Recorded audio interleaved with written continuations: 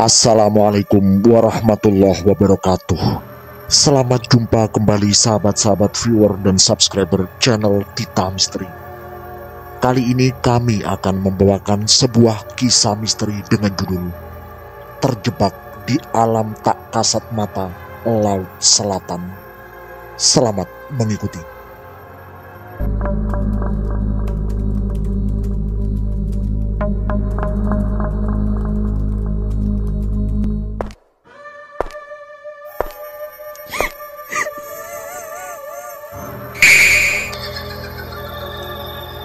Jangan pernah mengikuti kisah ini sendirian. Trenggalek 1997. Namaku Wardoyo. Teman-teman biasa memanggilku Doyo dan terkadang mereka memplesetkannya menjadi Doyo. Ketika peristiwa ini terjadi, umurku 33 tahun. Aku sudah berkeluarga dan mempunyai satu anak perempuan berusia 8 tahun yang baru duduk di kelas 2 SD. Aku bekerja sebagai sales perabotan rumah tangga dengan merek yang cukup terkenal. Sebagai sales, gaji pokok kami terbilang kecil. Tapi kami selalu mendapat fee dari jumlah barang yang berhasil terjual. Di kantor kami, ketika itu ada 9 orang sales dan kami dibagi dalam 3 kelompok. Kebetulan kelompokku isinya adalah aku, Gatot, dan Sari. Kami selama ini cukup kompak dan tak jarang berhasil melakukan penjualan bulanan terbanyak. Pagi itu, sarapan sudah tersedia di meja makan. Salsa anakku sudah mengenakan seragam dan siap berangkat sekolah. Saat itulah istriku berkata, "Mas, besok hari terakhir bayar SPP-nya Salsa. Kalau besok nggak bayar, dia nggak boleh ikut ujian."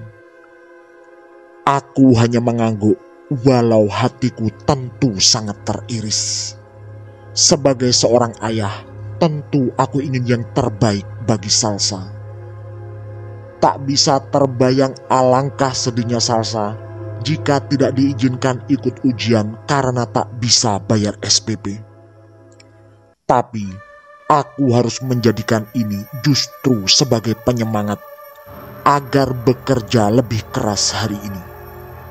Dan di luar target dari kantor, aku juga punya target pribadi, yaitu penjualan yang banyak dan besok bisa membayar SPP Salsa.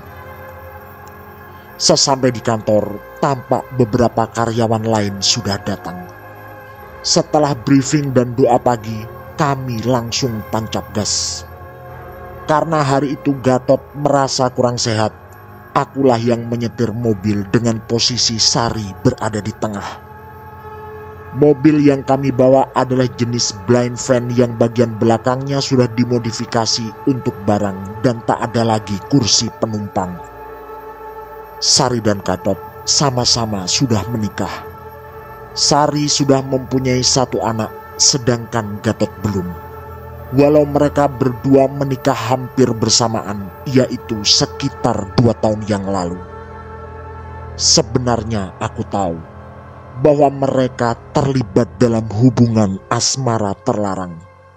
Tapi selama mereka tak melakukannya di depanku, aku tak pernah terlalu mengurusi karena itu urusan pribadi. Sebagai yang paling tua, aku memang paling banyak bicara setiap kali kami bertiga keluar bersama-sama. Termasuk saat itu. Dengan nada sedih, aku pun bercerita pada Gatot dan Sari bahwa besok adalah hari terakhir pembayaran SPP anakku. Sehingga hari ini kami harus bisa menjual banyak barang.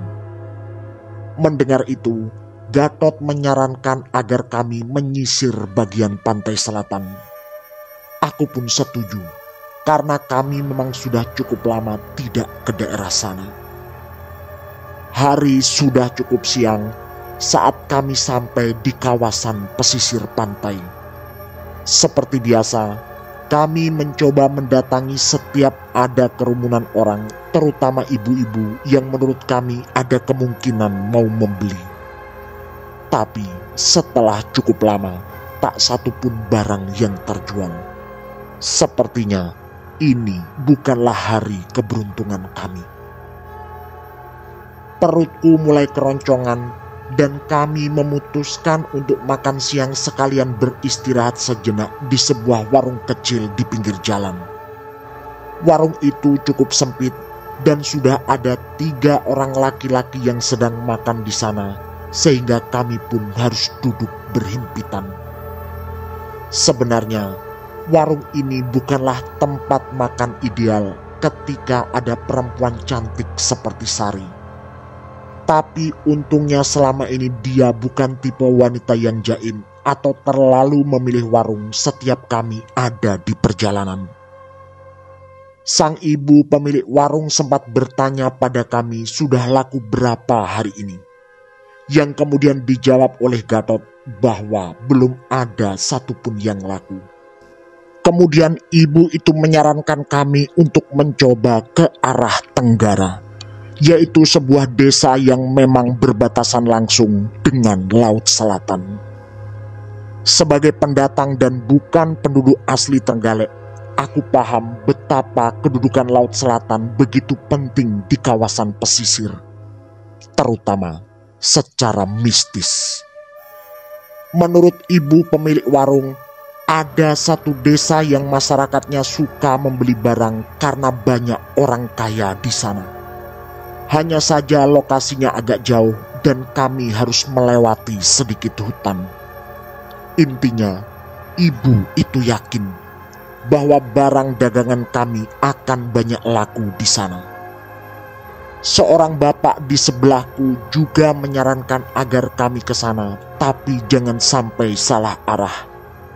Karena menurutnya kami bisa tersesat cukup jauh.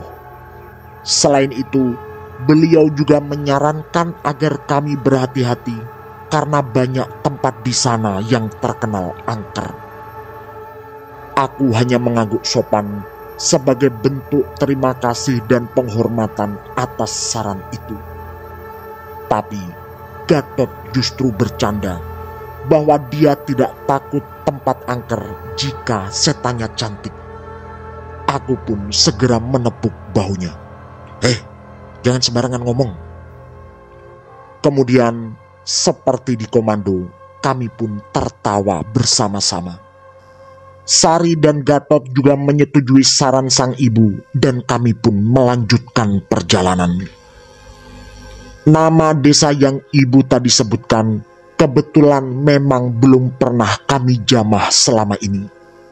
Dan benar saja, kami seharusnya berterima kasih pada ibu pemilik warung tadi, karena di sana hasil penjualan kami lumayan, yaitu 16 panci anti lengket.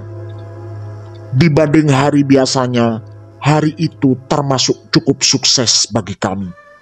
Dan wajar kalau Gatot dan Sari sudah mengajakku pulang karena waktu sudah jam 4:30 sore. Tapi aku teringat kebutuhan biaya SPP anakku. Jadi, ku ajak mereka berkeliling ke kampung sebelah lagi. Mereka pun setuju. Mungkin karena wajah dan suaraku cukup memelas. Aku kemudian membelokkan mobil ke jalan yang cukup sempit. Entah apa alasannya, tapi yang jelas firasatku mengatakan di sana pasti akan laku lagi dagangan kami. Dan benar saja, tak lama kemudian tampak di kiri dan kanan berjejer pemukiman yang juga cukup padat. Kami sempat turun dan menawarkan barang di beberapa rumah, tapi tak ada yang tertarik, sehingga kami pun melanjutkan perjalanan. Lama-kelamaan, rumah penduduk semakin sepi. Hanya ada pepohonan di kanan kiri jalan dan hari mulai gelap. Ketika terlihat ada sebuah warung di pinggir jalan, aku mengusulkan untuk istirahat sekalian sholat maghrib di sana, yang kemudian langsung disetujui oleh Gatot dan Sari. Warung itu terbuat dari dinding bambu dan hanya menggunakan penerangan lampu minyak tanah yang biasa disebut lampu templek atau ublik. Aku pun segera turun dan memesan kopi. Tampak penjaga warung itu adalah seorang nenek tua. Wajahnya terlihat keriput, tapi memancarkan aura kesabaran. Aku pun sungguh tertarik melihat nenek ini, yang kegigihannya mengingatkanku pada almarhum nenekku, yang menjelang akhir hayatnya juga berjualan sayur di pasar, dengan alasan tak mau merepotkan anak atau cucunya untuk memenuhi kebutuhan sehari-hari. Setelah memesan kopi, aku pun izin untuk numpang sholat maghrib di ruangan kecil yang juga berdinding bambu, yang sepertinya memang dirancang sebagai musola, karena ada sebuah sajadah merah terhampar di sana, walau tampilannya sudah agak lusuh. Awalnya Gatot dan Sari juga ingin ikut turun, tapi karena melihat warung itu sedikit kotor, mereka membatalkan memesan minuman dan kembali ke dalam mobil.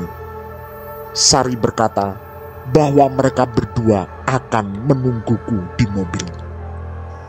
Setelah sholat maghrib, aku segera menyeruput kopi yang menurutku lumayan nikmat dan cukup untuk membantuku dari kantuk di perjalanan. Kemudian aku menoleh ke arah mobil. Mataku tak melihat Gatot dan Sari di sana. Spontan aku pun teringat bahwa mereka berdua punya hubungan terlarang, dan aku khawatir jika saja mereka berbuat yang macam-macam di daerah ini.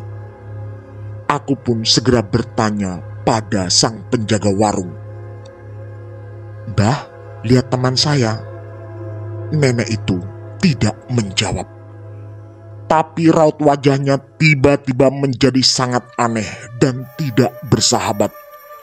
Jauh berbeda dibanding tadi saat aku baru datang. Untunglah, sebelum aku berpikir terlalu jauh, Gatot dan Sari datang dari arah belakang mobil. Mereka lalu mengusulkan untuk segera pulang dengan alasan waktu sudah malam. Aku pun setuju, walau di hati sempat terbersit kekhawatiran uangku tidak cukup untuk membayar SPP. Sambil berpikir mungkin nanti aku bisa meminjam kekurangan ke salah satu dari mereka. Gatot dan Sari masuk ke mobil, sementara aku mengeluarkan uang dari dompet untuk membayar kopi. Tiba-tiba, di luar dugaanku, nenek tua itu dengan sigap menyambar tanganku lalu mencengkeram sangat erat, dengan kekuatan tenaga yang sepertinya mustahil untuk perempuan setua dia. Kemudian kalimat yang meluncur dari mulutnya lebih mengejutkan lagi. "Apa yang ikut temanmu gak bisa dikembalikan. Kelakuan mereka membuat Ratu marah. Bawa uangmu, aku gak butuh." Beberapa saat aku terpaku dengan perasaan kaget, cemas dan takut bercampur menjadi satu, terutama karena ada kata ratu. Disitulah aku langsung teringat legenda Ratu Laut Selatan atau Nyi Roro Kidul, yang konon adalah kerajaan gaib terbesar di Indonesia. Aku pun segera berlari setelah cengkeraman nenek itu agak melemah, sambil berpikir keras tentang apa maksud dari kalimatnya. Entahlah, apa yang dimaksud dengan apa yang ikut temanmu. Aku juga tak paham kelakuan apa yang telah mereka perbuat. Mungkin hanya satu yang bisa kuduga, yaitu kata ratu. Rasanya Paling mungkin yang dimaksud ratu adalah Nyi Roro Kidul alias Ratu Laut Selatan. Gatot dan Sari terheran-heran melihatku berlari seakan dikejar hantu. Sepertinya Gatot sempat bertanya kepadaku, tapi karena ketakutan, aku tak lagi mempedulikan ucapannya dan langsung tancap gas. Aku pun berencana putar balik dan mencari jalan agak lebar. Beberapa meter dari warung itu tampak ada pertigaan dan mobil. Segera kuputar balik. Aku yang belum sepenuhnya sembuh dari rasa takut semakin panik. Karena ternyata warung nenek itu sudah tidak ada. Gatot dan Sari sepertinya menyadari. Lalu ku dengar suara Sari, "Mas, warungnya hilang. Ayo mas, cepetan." Segera ku percepat laju mobil. Entah kenapa jalan di depanku tiba-tiba menjadi sangat gelap dan tak ada satupun penerangan kecuali dari lampu mobil kami. Aku sempat berpikir mati listrik, tapi anganku seperti berkata lain. Dan lagi, malam belum juga terlalu larut. Rasanya mustahil jika segelap ini. Suasana terasa sangat aneh. Seingatku tadi ada perkampungan cukup padat tak jauh dari sini.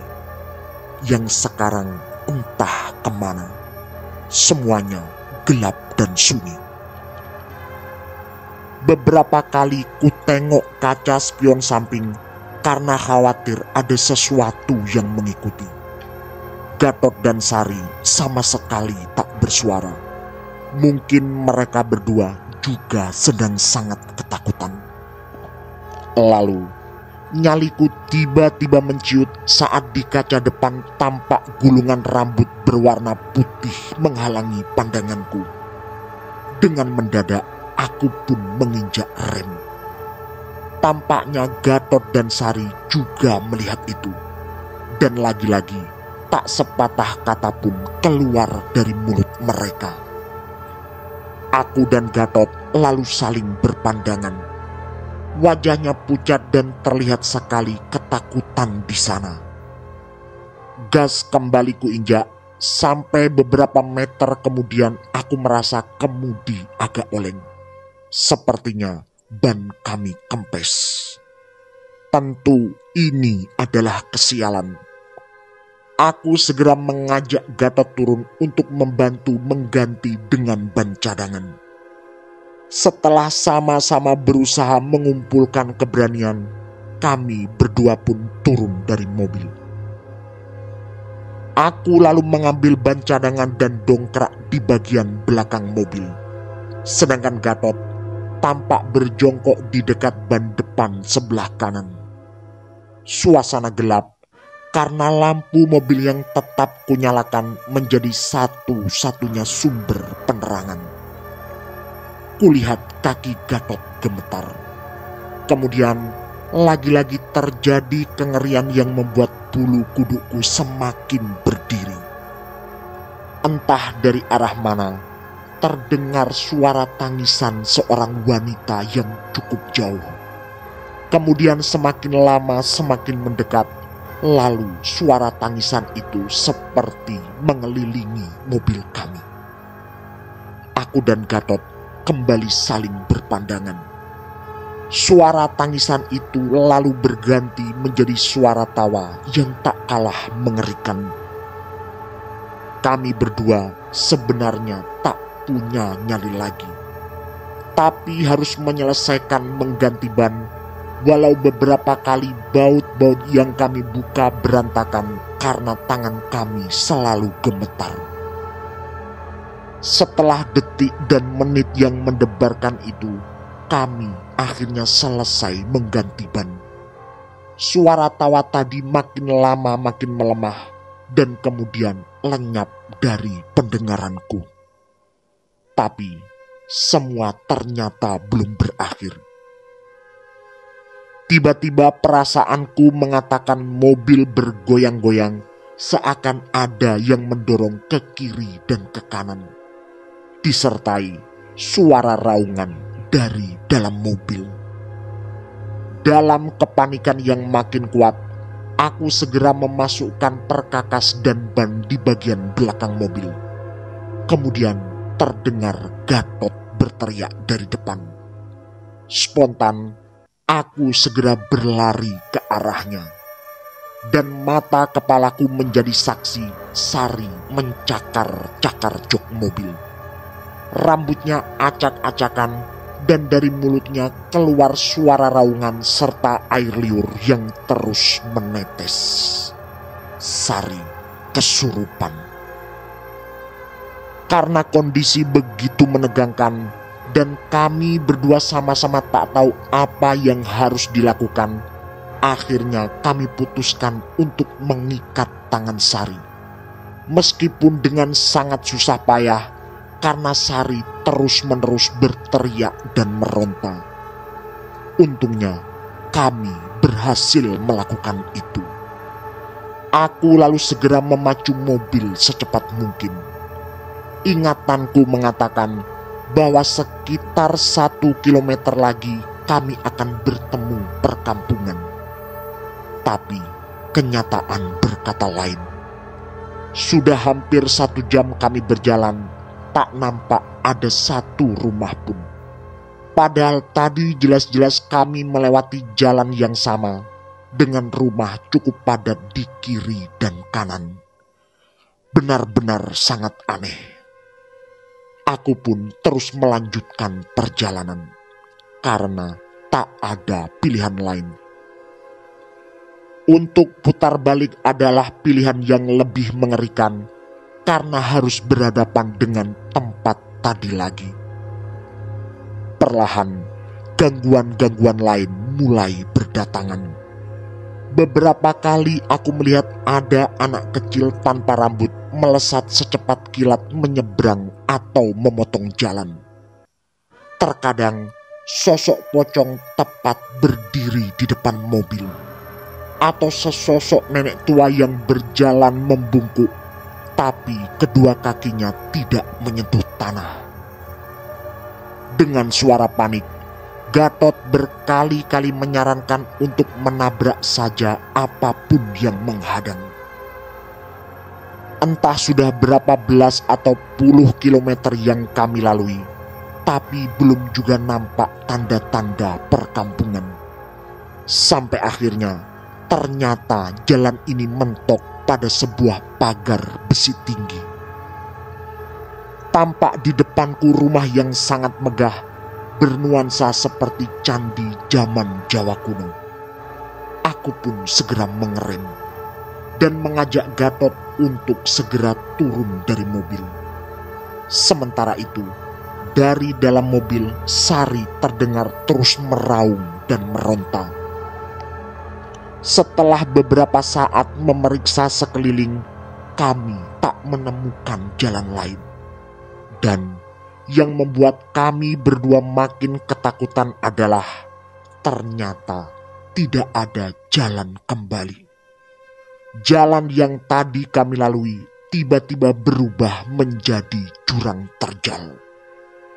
Lalu terdengar suara pintu mobil dibuka dan terlihat Sari berlari ke arah rumah besar itu. Entah bagaimana cara dia melepas ikatannya. Gatot spontan berlari mengejar dan ikut masuk. Dan aku tak punya pilihan lain selain segera ikut berlari mengejar mereka berdua. Pandanganku benar-benar terbatas karena tak ada pencahayaan selain pendar-pendar remang dari sinar bulan sabit di langit.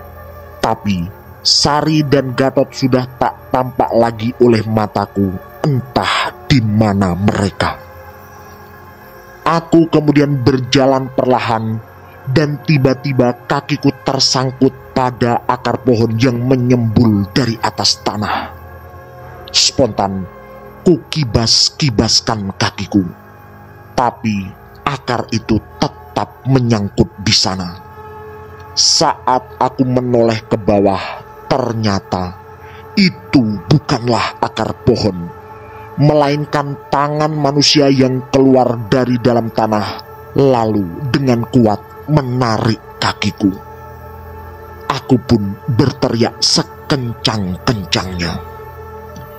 Tiba-tiba ada yang menarikku dari belakang. Dalam ketakutan yang makin berlipat, aku pun menoleh. Ternyata Gatot. Dia membantuku terlepas dari tarikan tangan itu. Entah dari mana Gatot mendapat sebatang kayu cukup besar. Kemudian dengan kayu itu, dia memukul tangan mengerikan yang dari tadi menarik-narik kakiku. Lalu, tangan-tangan itu masuk ke dalam tanah seperti ada yang menariknya dari bawah. Kami berdua pun berpelukan. "Sari di mana?" tanyaku. Lalu Gatot menjawab dengan wajah yang terlihat panik dan pucat. "Aku nggak tahu, tapi tadi kayaknya masuk ke rumah besar itu. Aku nggak berani ngejar lagi." Kami berdua kebingungan sekaligus sangat ketakutan. Dan akhirnya kami sepakat untuk kembali ke mobil sampai pagi tiba dan menunggu pertolongan dari warga. Tapi lagi-lagi semuanya belum berhenti. Ketika kami kembali ke arah gerbang, pintu itu sudah tidak ada. Keanehan demi keanehan ini membuatku tak sanggup lagi berpikir. Di tengah kebingungan itu, teror kembali datang. Sayup-sayup terdengar suara tawa yang kemudian sangat menggelegar. Tawa itu begitu keras sampai telingaku terasa sangat sakit. Kemudian ada suara langkah kaki yang sangat nyaring, sampai-sampai tanah di sekitar kurasakan bergoyang hebat seperti gempa. Perlahan muncullah sosok besar dengan tinggi menjulang sekitar 3 meter dan bulu lebat di sekujur tubuhnya. Matanya merah menyala dan kulihat di kepalanya ada 2 tanduk berwarna merah menyala seperti api. Di belakangnya ada sesosok wanita sangat cantik. Walau wajahnya begitu menawan, tapi otakku masih bisa berpikir bahwa mereka pasti bukan manusia. Melihat pemandangan mengerikan itu, kedua lututku bergetar dan tak mampu lagi melangkah. Bahkan untuk berteriak pun rasanya aku tak punya tenaga lagi. Dalam hati, aku hanya berharap semua ini segera berakhir. Lalu, sosok tinggi besar itu terus mendekat. Dan begitu sampai di depanku, sosok itu dengan mudah meraih tubuh Gatot dan kemudian melesat membawanya pergi. Wanita cantik yang dari tadi di belakangnya juga ikut terbang melesat. Seketika tubuhku lemas tak berdaya. Pandanganku menjadi gelap, telingaku terasa berdengung dan aku tak sadarkan diri. Mataku mulai terbuka saat ada seseorang menggoyang-goyang badanku. Tampak di depanku seorang lelaki tua menggunakan caping seperti orang yang mau berangkat ke sawah. Perlahan kesadaranku mulai pulih. Ternyata di sekelilingku banyak pepohonan yang sangat lebat. Sementara itu, mobil kantor tampak tak jauh dari tempatku tersadar, yaitu di pinggir jalan. Aku pun memberanikan diri bertanya pada bapak yang membangunkanku tadi, sambil berharap dia adalah manusia dan bukan makhluk gaib lain yang datang untuk meneror. Ternyata menurut bapak itu, ini memang kawasan hutan. Dengan sabar, bapak tua yang mengaku bernama Pak Urip itu terus menemaniku, termasuk menenangkan bahwa semua ini hanyalah semacam ujian. Beliau juga mengatakan bahwa kejadian seperti ini beberapa kali dialami orang yang lewat. Sekitar 10 atau 15 menit kemudian, datanglah teman-teman kantorku. Mungkin karena aku terlihat sudah aman, Pak Urip lalu pamit pulang dan mengaku bahwa rumahnya tak terlalu jauh dari tempatku ditemukan. Yang datang ternyata termasuk Pak Yanuar, kepala kantor kami. Dari merekalah aku mendapat kabar bahwa Gatot dan Sari ditemukan di tempat yang cukup jauh dari tempatku ditemukan. Setelah pemeriksaan di puskesmas, aku dinyatakan baik-baik saja. Di sanalah Pak Yanuar berkata bahwa aku ditemukan di pagi hari dan tadi malam mereka semua khawatir karena kami bertiga tidak kembali ke kantor. Istri dan anakku juga ada di puskesmas. Ada lagi yang mengherankan. Istriku bercerita bahwa tadi malam ada seorang kakek tua yang mengantarkan uang padanya. Kakek itu bilang kalau aku menitipkan uang untuk membayar SPP Salsa anakku. Dan puncak keherananku adalah ketika istriku mengatakan bahwa kakek tua itu mengaku bernama Pak Urip. Nasib Gatot tak sebaik diriku saat ditemukan. Dia mengalami beberapa luka di sekujur tubuhnya. Setelah beberapa hari dirawat di rumah sakit, Gatot belum sepenuhnya sembuh. Terkadang dia muntah-muntah dan yang keluar terkadang adalah dedaunan dan ranting kering. Beberapa hari kemudian, aku datang menjenguk Gatot. Di sanalah sambil berbisik dia mengakui sebuah kesalahan, bahwa dia telah melakukan hubungan badan dengan Sari di balik pohon besar dekat warung yang ketika itu kami singgahi. Sedangkan nasib Sari tak kalah menyedihkan. Selain juga dirawat di rumah sakit, dia sempat tak sadar karena kesurupan selama beberapa hari. Sekitar 2 minggu kemudian, barulah dia dinyatakan sembuh secara medis maupun secara mistis. Selain ke rumah sakit, keluarganya memang membawa Sari ke beberapa orang pintar. Dari keluarganya, aku mendapat cerita bahwa setiap kali kesurupan, Sari selalu menyebut nama Nyi Roro Kidul dan berteriak minta maaf atas kesalahan yang telah dilakukannya. Aku tentu tak berniat menceritakan tentang hubungan terlarangnya dengan Gatot. Kejadian itu begitu membekas, dan untungnya sejak saat itu Gatot dan Sari tak pernah lagi terlihat mesra.